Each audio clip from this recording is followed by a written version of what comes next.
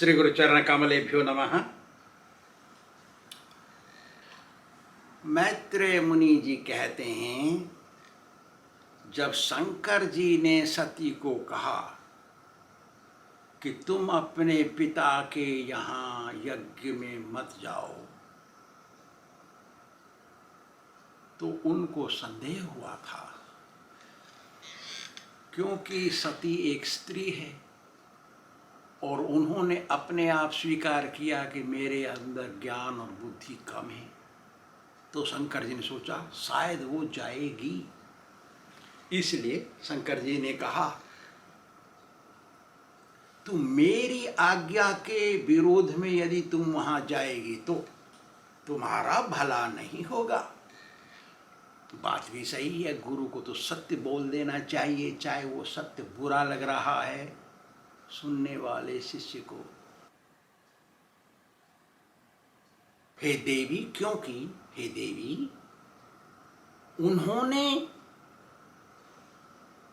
बांधव होने के, रिश्तेदार होने के बावजूद एक प्रतिष्ठित व्यक्ति, मेरे जैसे प्रतिष्ठित व्यक्ति का निरादर किया है, आलोचना की है, अपमान किया है, जो मुझे मरने से भी ज्यादा कष्टदायी लग रहा है। मेरे को जो महसूस होता है, इससे तो अच्छा है मर जाना चाहिए, ऐसा सोचता।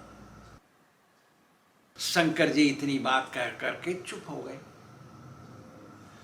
पार्वती ने ये बात सुनी ध्यान से, लेकिन यह निर्णय नहीं कर पाई वो कि उसको वहां जाना चाहिए या नहीं जाना चाहिए, क्योंकि वो स्त्री जाती है, मन चंचल रहता है स्त्रियों का, वो सही निर्णय नहीं कर पाती हैं। कोई कोई स्त्री जो भगवान की भगत बन जाती है दिल से, भगवान उसकी बुद्धि को कंट्रोल करते हैं, फिर तो उसका चंचल दिमाग नहीं होता, चंचल स्वभाव नहीं रहता उनका, वो तो स्थिर बुद्धि हो जाती हैं।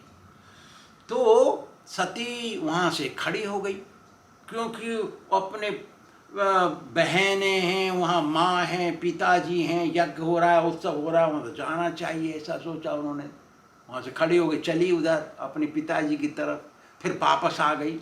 सोचा अगर तेरे के शंकर जी की बात नहीं मानूंगी तो वहाँ अपराध हो जाएगा, शंकर जी बुरा मान जाएंगे। बात भी सही है, शंकर जी तो देवताओं के गुरु हैं, उनसे दीक्षा लिया है उन्होंने, देवताओं ने शंकर जी से दीक्षा लिया हुआ है। और सती भी एक देवी है, देवी और देवताओं सब ने उन्होंने दीक्षा लिया हुआ है, शंकर जी सबके गुरु हैं। जब क्षीर सागर में जाते हैं ना देवता लोग भगवान से प्रार्थना करने के लिए, दुष्ट को दलन करने के लिए, तो शंकर जी को आगे रखते हैं वो, क्योंकि शंकर जी देव सबके गुरु हैं। गुरु जी सबसे पहले, भगवान से भी पहले होते हैं गुरु जी। सो वो आ रही थी शंकर जी के पास, फिर जा रहे थे, क्योंकि वहां यज्ञ हो रहा, वहां जाना है, मेरी बहनें हैं वहां, बहुत दिनों से मैं नहीं मिली उनको, जा रही है फिर आ रही है, फिर जा रही है फिर आ रही है, करते करते बहुत दुखी हो गई थी वो, और उनको शोक के कारण कष्ट हुआ, तो वो क्रोधित हुई, जिससे उसका जो होठ है वो खड़खड़ाने लगा, कांपने लगी वो, और क्रोधित होकर के लाल लाल आंखों से शंकर जी की तरफ देखा, और 1 2 3 वो चली वहां से अपने पिता के यहाँ। जब शंकर जी के गणों ने देखा कि सती अकेली शंकर जी के पास से अपने पिता के यहाँ जा रही है, तो उन्होंने उनका पीछा किया, पीछे पीछे चले, वो नहीं चाहते वो अकेली जाएं, तो उनके पीछे गए, पहुंचे वहां। जब सती ने यज्ञ के अरेना में, जहां यज्ञ होता है, हो रहा था, वहां प्रवेश किया, तो उस समय सारे ब्राह्मण ऋषि मुनि बड़े बड़े जोर से मंत्र गा रहे थे, बोल रहे थे और स्वाहा कर रहे थे। वहां पर दक्ष प्रजापति बैठे थे। जैसे ही सती ने प्रवेश किया वहां गणों के साथ, तो वो दक्ष था, उनको दिखाई तो पड़ी लेकिन उसकी तरफ भी नहीं देखा, कोई सम्मानजनक बात नहीं बोले। ठीक है, उन्होंने संकल्प ले रखा था यज्ञ करने का, खड़े नहीं हो सकते लेकिन मुस्कुरा तो सकते हैं, उनकी तरफ देख तो सकते हैं, जिससे उनको पता पड़ जाए खड़े नहीं हो सकते क्योंकि संकल्प में है, बंध गए हैं संकल्प से, लेकिन मुस्कुरा तो सकते हैं, स्वागत हो गया मुस्कुराने से। तो ऐसा भी नहीं किया उन्होंने। और जो वहां पर यज्ञ कुंड के पास उपस्थित थे उन्होंने भी सती की तरफ नहीं देखा, डर के कारण। दक्ष कुछ बोलेगा, सोचेगा, उनको डर था, उनको मालूम, इसका मतलब ये है कि उनको मालूम था कि दक्ष और शिव जी की लड़ाई है, आपस में द्वेष है, जलन, पजरन, इसलिए वो भी कुछ नहीं बोले। तो सती को थोड़ा दुख हुआ, तो उधर को देखा तो बहनें खड़ी हैं, वहां मां है, तो उन्होंने उनका स्वागत किया। तो पिता से अपमानित होने के कारण मां का सम्मान और बहनों का सम्मान उसकी परवाह नहीं की सती ने। अरे तेरे, देखो यहां तो शंकर जी के लिए कोई स्थान भी नहीं रखा दक्ष ने, ऐसा सोचा, क्योंकि देखा ही नहीं। शंकर जी से तो विरोध कर रहा था ना, विरोध के कारण तो यज्ञ हो रहा है, तो कैसे स्थान बनाएगा वो? तो जलन है उसके दिल में। असली जो भगत होता है ना, वो किसी बात को पकड़ के नहीं बैठता, केवल भगवान का भजन और गुरु जी के आदेश को पकड़ता है। दो चीज को ही पकड़ता है, भगवत सेवा और गुरु का आदेश, दो चीज को जब तक अंतिम सांस है तब तक पकड़ के बैठता है, बाकी सब बातों को नहीं पकड़ता है। क्यों पकड़ेगा? तो फिर अपमान या अपराध हो जाएगा। तो इस दक्ष प्रजापति ने शंकर जी से जलन को पकड़ के रखा, तो उसने जगह नहीं बनाई। तो उस सती ने देखा, रहते कि यहाँ तो जगह भी नहीं है।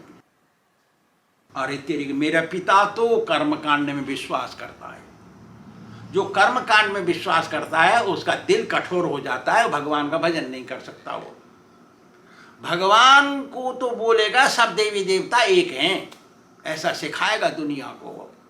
जो कर्मकांड में विश्वास करता है वो तो कहता है सब एक हैं, नाम अलग अलग है, बस उनकी सूरत अलग अलग है, नाक की सूरत अलग है, कान की सूरत अलग है, फिर भी वो एक ही है। गड़बड़ है ना, नाक का कर्म है सांस लेना, कान का कर्म है सुनना, तो अलग है ना, वो देखने में भी अलग है, काम भी उनका अलग है।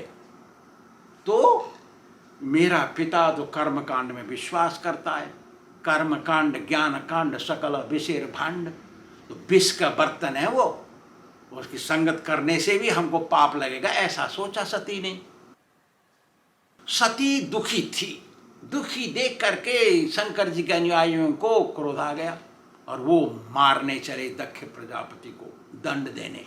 तो सती ने रोक लिया, चलो चुप रहो, मैं देखती हूं इसको, ऐसा अर्थ हुआ इसका। तो सती बोली, जोर जोर से सबको सुनाती हुई, सब सुन रहे हैं वहां पे, बोली वो,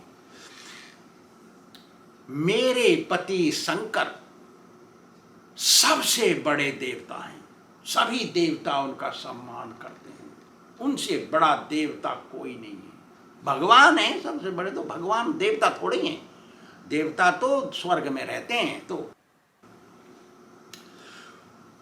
वो सबके प्रिय हैं, उनका अप्रिय कोई नहीं है, किसी से ज्यादा प्यार नहीं करते, किसी से नफरत नहीं करते, वो सबको समान दृष्टि से देखते हैं, किसी से भी बैर नहीं करते, उनका दुश्मन कोई नहीं है, लेकिन तुम्हारे अलावा कोई उनसे द्वेष भी नहीं करता। ये भी कह दिया, सुना सुना के कह रही है, दक्ष भी तो सुन रहा है बात, केवल तू ही एक है मेरा बाप जो शंकर जी से द्वेष करता है, और कोई नहीं करता है सृष्टि में, ये कहा। फिर कहा, अरे तुम तो उत्तम ब्राह्मण बनते हो, लेकिन तुमको पता नहीं कि निर्दोष में दोष नहीं लगाना चाहिए। तुमको पता नहीं वैष्णव से कैसे व्यवहार करना चाहिए। वैष्णवानाम यथा शंभो, शंकर सबसे बड़े वैष्णव हैं, उनके साथ कैसे व्यवहार करना है। तुम ब्राह्मण बनते हो, तुमको पता नहीं वैष्णव क्या वस्तु है। तुम साधु पुरुष में भी दोष निकाल रहे हो। तुम बहुत निंदनीय मनुष्य हो। देखो, जो असली साधु होता है ना, वो यदि किसी में एक भी गुण है, बाकी 99 अवगुण है, तो उस एक गुण को ही बड़ा करेगा। वो 99 अवगुणों को ढांकने के लिए वो होता साधु पुरुष। तो वो कहती है, दुर्जनो दोष सा माधत्ते। दुर्जनो, हाँ दुर्जन कहते हैं उसको, सज्जन नहीं कहते। दुर्जनो दोष माधत्ते दुर्गंधी में वसु करहा। देखा, सज्जनश्च गुणग्राही हंस क्षीर में वा भसा।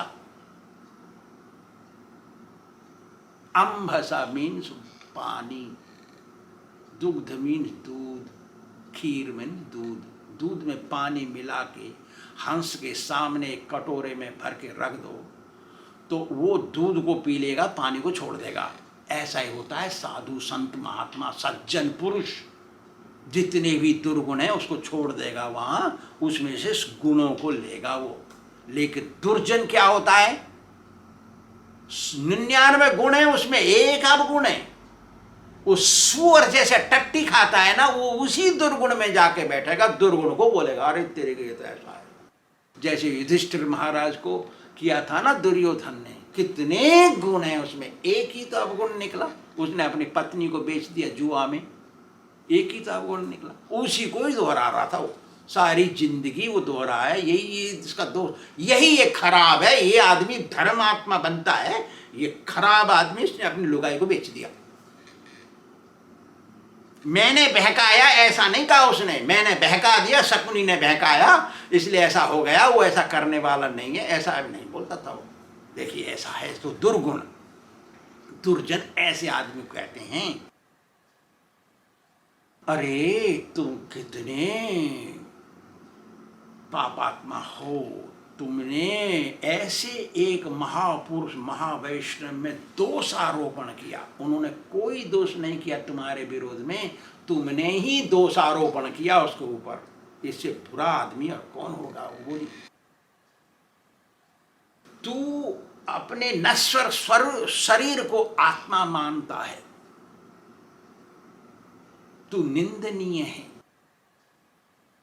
ऐसे ही आप जैसे लोग ही ऐसे महापुरुष की निंदा करते रहते हैं। और कहती है आप, फिर कहती है कि देखो, जब तुम धूप में जा रहे होते हो ना, तो सिर पर सूरज की गर्मी को सहन कर सकते हो, लेकिन खाली पैर जब चल रहे हो तो पैर से नहीं सहन कर सकते, पैर जलते हैं। सिर भी जलता है, पैर भी जलते हैं, लेकिन यहां सहन हो जाता है, लेकिन यहां सहन नहीं होता पैर के नीचे, नंगे पैर में। तो बोलती है वो, देखो मेरे पति शिव जी माफ कर देते तुमको, लेकिन भगवान माफ नहीं करेंगे तुमको। जो भगत को निंदा करता है ना, असली भगत की निंदा, उसको भगवान माफ नहीं करते। जो जिस मनुष्य ने अपने प्राण अपने गुरु जी के चरणों में न्योछावर कर दिए और भगवान की भक्ति दिल से करता है असली, और वो सारी दुनिया में भगवान के नाम का प्रचार करता है, तो ऐसे आदमी के ऊपर दोष आरोपण करने से भगवान उस आदमी को सहन नहीं करते। ये शास्त्रिक मत है। तो वो कहती है, देखो उनका नाम है 2 अक्षरों का शिव। जो इन 2 अक्षरों को अपने जीव में दोहरा देता है ना, उसके पाप नष्ट हो जाते हैं। देखिए कितनी अच्छी बात है, फिर भी दक्ष की समझ में नहीं आता है।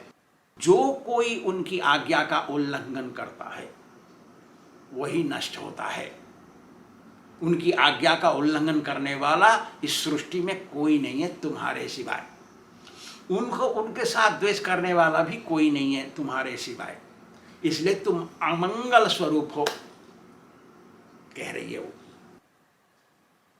ऐसा ही नहीं है कि तुम ही जानते हो कि वो स्मशान में रहते हैं, चिता की भस्म लपेटते हैं अपने शरीर में, ऐसा नहीं, तुम ही जानते हो, सब कोई जानता है।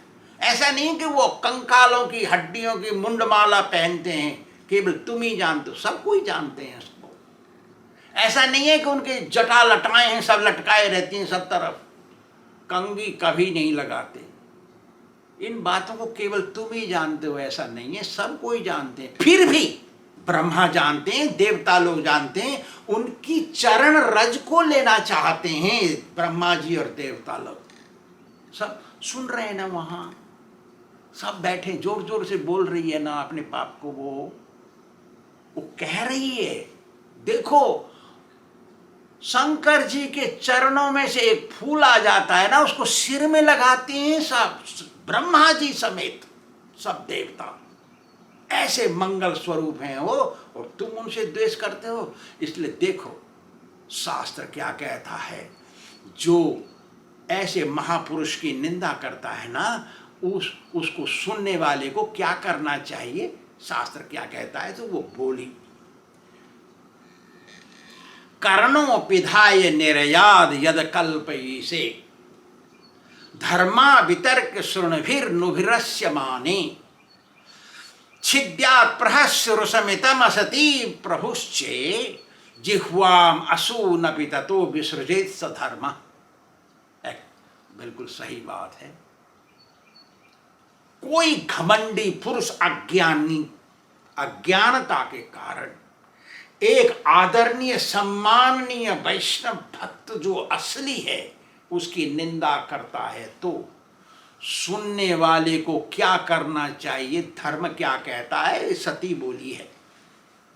वो कहती है कि ऐसे निंदा करने वाले के लिए यदि शक्ति है तो उसका जीभ बंद कर देना चाहिए, मुंह बंद कर देना चाहिए, नहीं तो वहां से कान में बंद करके चले जाना चाहिए। शक्ति है तो उसका मुंह बंद करना चाहिए, शास्त्र के अनुसार उसका मुंह बंद कर देना चाहिए शास्त्रार्थ में, नहीं तो हाथ से। यदि दोनों में से कुछ नहीं कर सकता है तो क्या करना चाहिए ना, अपने को समाप्त कर देना चाहिए, प्राण त्याग देना चाहिए, या अपनी ही निंदा कर देनी चाहिए। हिंदी में क्या बोलते हैं, कंडेम हिमसेल्फ, अपने को बुरा समझना चाहिए। इतना तो करना चाहिए, कभी भी वैष्णव की निंदा नहीं सुननी चाहिए। ये शास्त्रिक नियम है, ये लिखा वो श्रीमद् भागवत का श्लोक, सती महारानी शास्त्र बोल रही है वो। तो वो कहती है कि देखो ये जो शरीर मेरा है ना, ये तुमने पैदा किया, ये तुम्हारा शरीर है, ये दिया हुआ। इस शरीर को लेके मैं और शंकर जी के पास, पति के पास जाऊंगा, कहेंगे दक्षायनी इधर आओ। मतलब दक्षायनी किसको कहते हैं, ओ प्रिय दक्ष की पुत्री, और दक्ष की प्रिय पुत्री, क्योंकि सभी बहनों में सबसे छोटी थी ना ये, इसलिए सबसे प्यारी थी वो। तो दाक्षायणी कह के बुलाएंगे या दक्ष कुमारी कह के बुलाएंगे। तो दक्ष कुमारी कहते हैं दक्ष की बेटी, अरे दक्ष की बेटी इधर आओ, कहेंगे तो मुझे कितना दुख होगा, कितनी शर्म लगेगी, लज्जा की बात है ये। तुमने शिव की निंदा करी है, इसलिए मुझे ये शरीर अच्छा नहीं लग रहा है, रखने लायक नहीं रहा ये मेरा शरीर, मैं इसको त्याग देना चाहती हूँ। यदि कोई मनुष्य, क्यों त्यागना चाहती हूँ, देखो क्या कहता है शास्त्र, कह रही है वो। सती कहती है शास्त्र क्या कहता है, यदि कोई गलती से कोई गलत वस्तु को निगल जाए, खा जाए, तो उसको सब कुछ अंदर से निकाल देना चाहिए बाहर उल्टी करके, तभी वो शुद्ध होता है। यदि कोई गलती से एक प्याज का टुकड़ा सब्जी में पड़ गया, खा गया वो, तो वो जब तक सब कुछ नहीं निकाल दे, खाली प्याज का टुकड़ा ही नहीं, सब कुछ निकाल देना चाहिए, सब कुछ उल्टी कर देने के बाद ही वो शुद्ध होता है। ऐसे ही ये शरीर जो मेरा है, ये तुमसे निकला है और तुमने शंकर जी की निंदा की है, मैंने तुमको पिता कहा है, इसलिए मैं निगल गई उस बात को, इसलिए अब मुझे ये शरीर भी नहीं रखना है, सब कुछ निकाल देना है। देखो पिता कह रही हो, दो मार्ग हैं भगवान को समझने के लिए, एक प्रवृत्ति मार्ग गृहस्थ का मार्ग, एक निवृत्ति मार्ग संन्यास का मार्ग, त्याग का मार्ग। प्रवृत्ति मार्ग में आसक्ति है और संन्यास में त्याग है, छोड़ देना।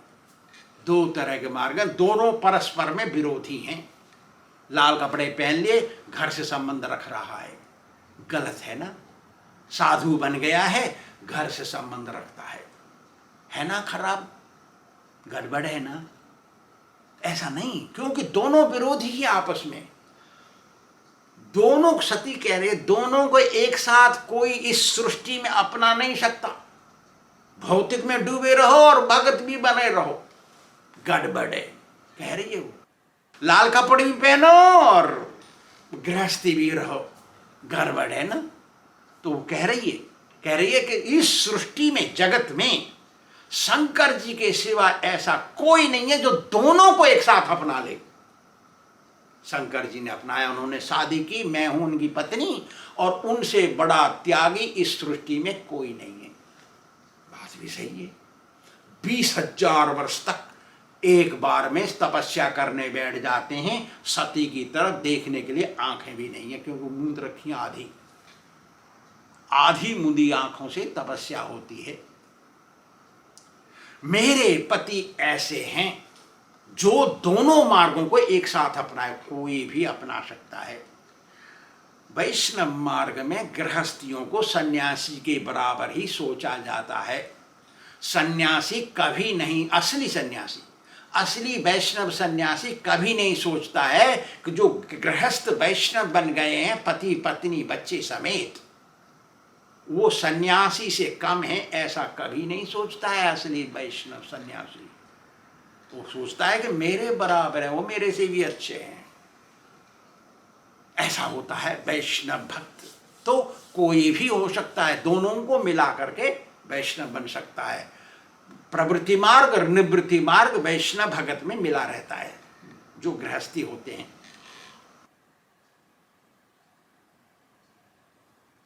इसलिए ऐसा सोच करके कि मैं अपना शरीर त्यागूंगी, ऐसा सोच करके वो उत्तर दिशा की तरफ गई, यज्ञ कुंड के उत्तर की तरफ जाके चुपचाप बैठ गई और ये गेरुआ कपड़ा ओढ़ लिया। दाक्षायणी सती ने गेरुआ कपड़ा ओढ़ा। गेरुआ मतलब अग्नि का प्रतीक, मतलब सामाजिक रूप से मर गया वो आदमी वही ये गेरुआ कपड़ा पहनता है। समाज में नहीं है वो, घर से कोई संबंध नहीं रखता। जैसे देश का प्रधानमंत्री होता है ना, वो अपनी पत्नी को कुछ नहीं बोलता क्या हो रहा है वहाँ ऑफिस में। वो पत्नी भी एक सिटीजन है, नागरिक देश की।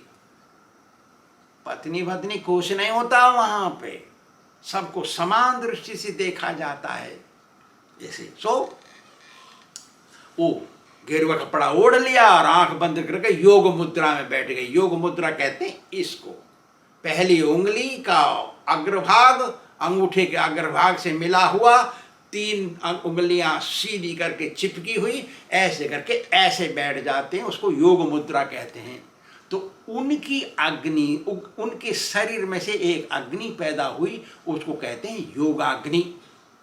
योगाग्नि पैदा हुई और वो ध्यान कर रही थी शंकर जी का, भगवान का, कृष्ण कन्हैया का, और उनका शरीर जल के भस्म हो गया। ये सब देखा उन्होंने, वहाँ पर उपस्थित लोगों ने देख करके आश्चर्य में पड़ गए, अरे तेरी कैसे जल गई वो। तो आपस में कोलाहल होने लगा, कोलाहल हुआ रहे तो बातें करने लगे, अरे तेरी कितनी इनोसेंट थी वो, अरे वो तो जल गई, उसका कोई दोष नहीं और वो जल गई, और उसके बाप ने दक्षिण ने कुछ नहीं कहा उसको, अरे उसकी तरफ देखा भी नहीं, अरे इसकी तो बड़ी निंदा होगी, इसने तो बड़ा अपराध किया, लेकिन डर रहे थे सब क्या बोलेगा दक्ष। प्राण त्याग दिए उन्होंने। कोलाहल हुआ तो शंकर जी के अनुयायी तो वहाँ आए थे सती के साथ, उन्होंने उठाए अपने अस्त्र शस्त्र मारने के लिए, सबको जो उपस्थित थे वहाँ पे दक्ष प्रजापति को दंड देने को तैयार। वहाँ बैठे थे भृगु मुनि। भृगु मुनि हैं ब्रह्मा जी के मानस पुत्र, मन से पैदा हुए वो मानस पुत्र भृगु बैठे, ये मंत्र बोले और स्वाहा करके विघ्न निवारण के लिए, क्योंकि उनके साथ तो भूत प्रेत आए थे, भूत प्रेत विघ्न करेंगे, टट्टी पेशाब करेंगे, विघ्न हो जाएगा, तो विघ्न निवारण के लिए जैसे स्वाहा मंत्र करके बोले, मंत्राधीनम च दैवतम, देवता लोग उत्पन्न हुए यज्ञ कुंड में से, और देव मार करके शंकर जी गण को पीट पीट के भगा दिए।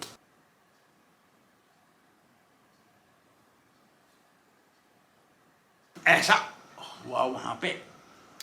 त्यज दुर्जन संसर्ग कुरु साधु समागम।